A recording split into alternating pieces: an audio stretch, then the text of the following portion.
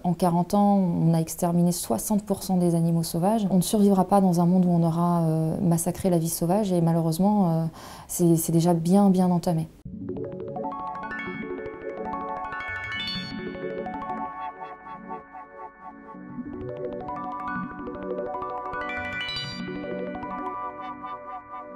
Rewild, ça veut dire réensauvager. C'est permettre aux animaux de pouvoir se détacher de nous, retrouver leur autonomie. L'objectif, c'est d'une part de trouver une porte de sortie pour les animaux captifs, donc que ce soit les relâcher en milieu naturel après une phase de réhabilitation ou en sanctuaire pour sans doute une majorité d'entre eux. Et ensuite, l'objectif à moyen terme, c'est de faire du lieu une zone où on peut accueillir des animaux saisis victimes du trafic. Aujourd'hui, la majorité des animaux qui sont saisis terminent en captivité dans des zoos. On est en train de gérer les urgences. On a beaucoup d'animaux qui sont dans des situations de détresse, dans des enclos qui ne leur conviennent pas du tout, soit pour des raisons d'aménagement ou de surpopulation. Donc on est en train de travailler à réaménager les enclos, des urgences médicales aussi.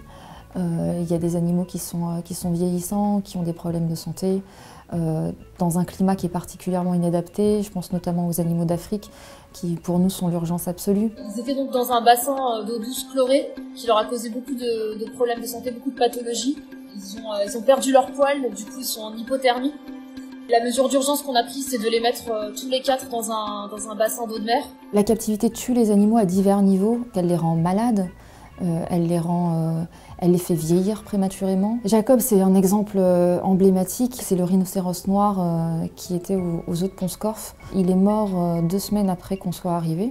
C'est un rhinocéros qui était malade depuis très longtemps. Il avait une maladie qui est liée à la fixation du fer. C'est une maladie qui est très connue chez les rhinocéros captifs. Il est mort littéralement de faim et de fatigue. Il n'arrivait plus à assimiler sa nourriture. Ce qui est affligeant en fait, c'est de voir que le diagnostic avait été posé. Il n'y a pas un seul vétérinaire qui a commencé à émettre l'ombre d'un questionnement sur la justification de maintenir en captivité des animaux dont on sait que la captivité les tue. Aujourd'hui, les zoos se maintiennent parce qu'ils entretiennent cette illusion que d'une part, ils ont un rôle dans la conservation de la biodiversité, ce qui est totalement faux. Il y a d'énormes problèmes de consanguinité, d'hybridation, de mortalité aussi.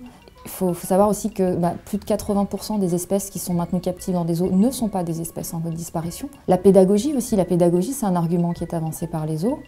Or, il faut bien comprendre qu'il n'y a absolument rien à apprendre d'un animal à qui on a coupé tous ses instincts naturels. On a enlevé toute la partie vivante, en fait.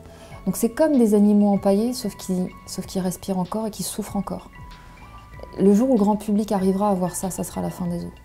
On ne pourra pas les fermer demain matin, pour des raisons évidentes. Tous les animaux qui sont aujourd'hui dans les zoos ne peuvent pas être replacés du jour au lendemain. Par contre, c'est une fermeture qui doit se programmer. Ça viendra du grand public.